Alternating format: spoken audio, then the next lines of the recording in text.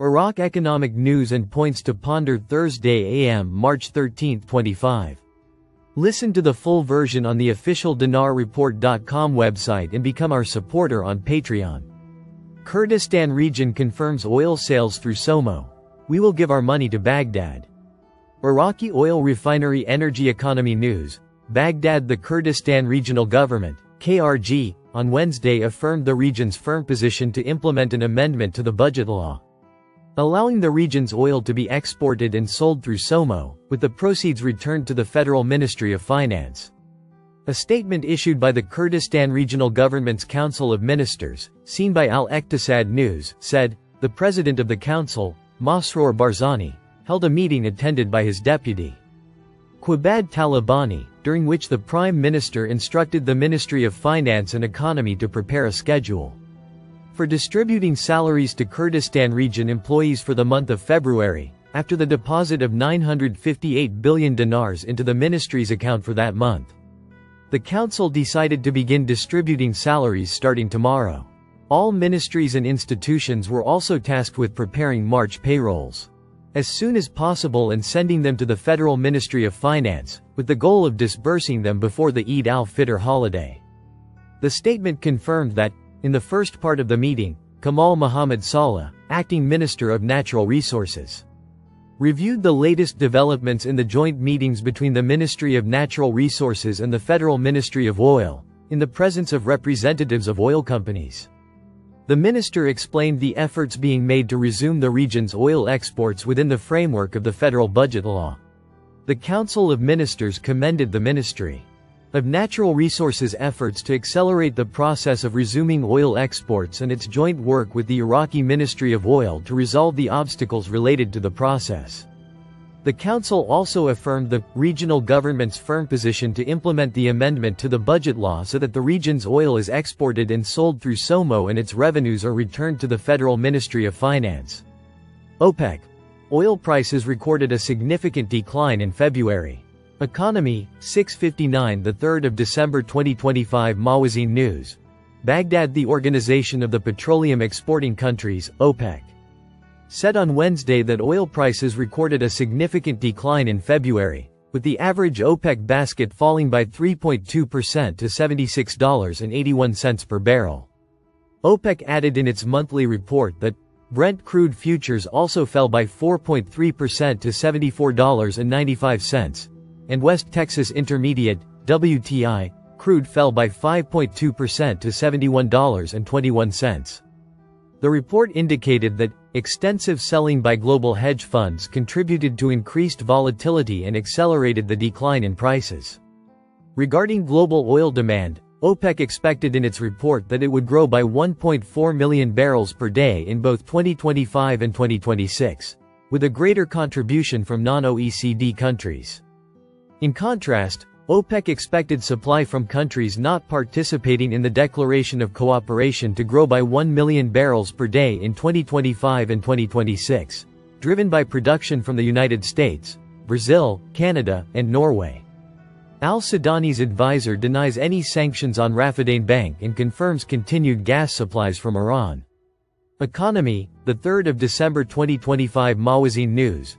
Baghdad. The Prime Minister's advisor for foreign relations, Farhad Allah al-Din, denied the existence of U.S. sanctions on Rafidane Bank, while noting that the American exception regarding importing gas from Iran continues. He confirmed that some factions have offered to join the Popular Mobilization Forces under conditions. Allah al-Din said in a televised interview, Iraq is a country well versed in managing foreign affairs and has a legacy in that, noting that the philosophy of Prime Minister Mohammed Shia al-Sudani regarding foreign relations is that the Iraqi interest comes first, and from here the country's foreign policy is adopted. He added that the path of the state and government, through the Ministry of Foreign Affairs, works from the starting point of Iraq's interest first. Regarding Iraq's relationship with the United States, Allah al-Din indicated that we had excellent and distinguished relations with the previous American administration, noting that the new American administration came with a set of promises to American voters, and part of these promises are related to the foreign policy of the United States, including ending the so-called endless wars. Noting that the new American administration came with a set of promises to American voters, and part of these promises are related to the foreign policy of the United States, including ending the so-called endless wars. He explained that Joe Wilson attended a meeting with al-Sudani and was not he talked about Iraq before January 13, but after that date.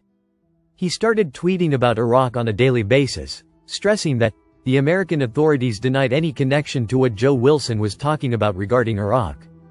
He pointed out that the U.S. Treasury denied any intention to punish Raffidain Bank, and that American companies are working to restructure Raffidain Bank. And there is no intention to punish it, noting that the Prime Minister is busy and does not care about Joe Wilson's tweets. He stressed that Iraq has not been a priority for America since 2011, stating, "We are working to change the American view that Iraq is not part of the Iranian file." Regarding the issue of armed factions, Alaa al-Din indicated that the issue of factions is an internal discussion, not an external one, stressing that the dissolution of the factions is among the points of the Supreme Authority, Mr. Sistani, and the government program. He continued, "Some factions have offered to join the Popular Mobilization Forces with conditions, warning against restricting the weapons of the factions by force, as this leads to a civil war." He stressed that the discussion about the fate of the factions occurs every day. Regarding the fate of the kidnapped Zionist researcher, Elizabeth Surkov explained that Surkov entered legally and is protected from the government's responsibility, noting that Surkov's continued absence will cause future problems for Iraq. He explained that, according to the government's information, Surkov is alive.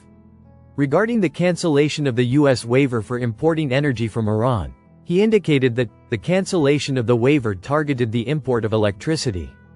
But the gas waiver continues, noting that Turkey began importing gas from Turkmenistan via Iran after the implementation of U.S. sanctions.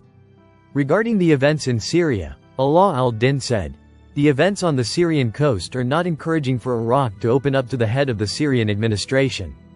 Ahmed al-Shara, stressing that ISIS obtained supplies and seized weapons in Syria, and Iraq is concerned about them. He continued, "We have security cooperation channels with Syria."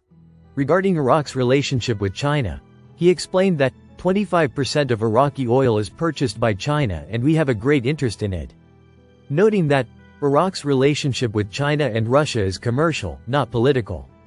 Regarding Iraq's relationship with Saudi Arabia, he indicated that our relations with Saudi Arabia are at their best and there is no concern from Saudi Arabia about the development of Iraq's relationship with Qatar.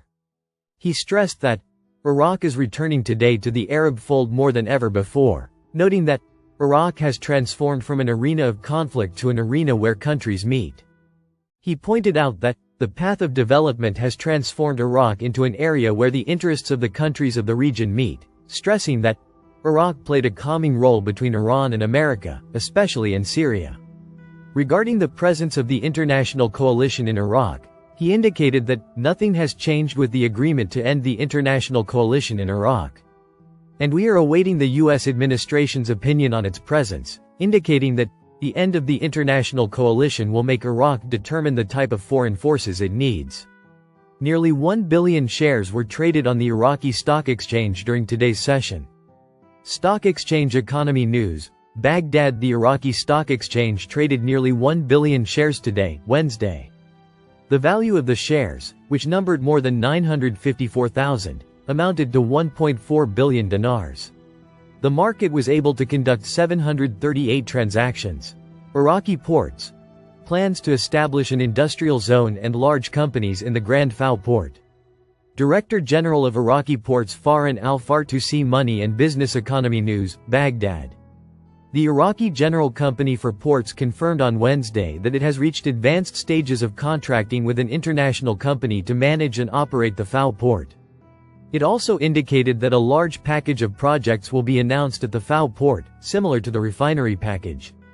The fixed part of the submerged tunnel will soon be 100% complete, consisting of 2 lanes for outbound and 2 lanes for outbound, connected to the highway from the outside and to the submerged tunnel from the inside, said Farhan al-Fartusi, director of the Iraqi Ports Company, in a statement reported by the official news agency, and seen by Al-Iqtisad News.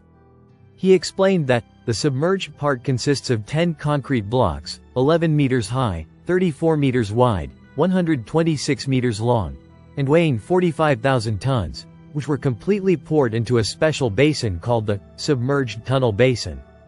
After the sections were created, they were examined and prepared, and then the floating operations began, i.e. lifting them with water and transporting them to the designated location, and starting the process of submerging and connecting them to the fixed sections.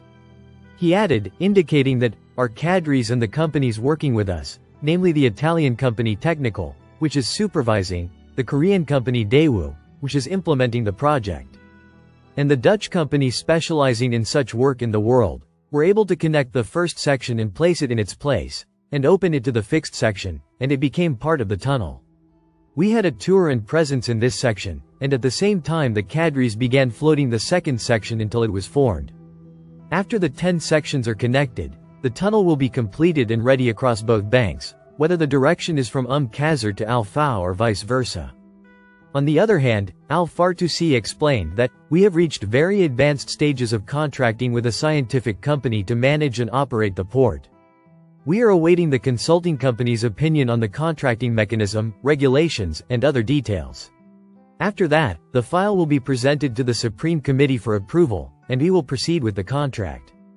Al Fartusi pointed out that, there is a large package of projects, including the naval base project, which will be contracted within a month or a month and a half, followed by the liquefied natural gas station project.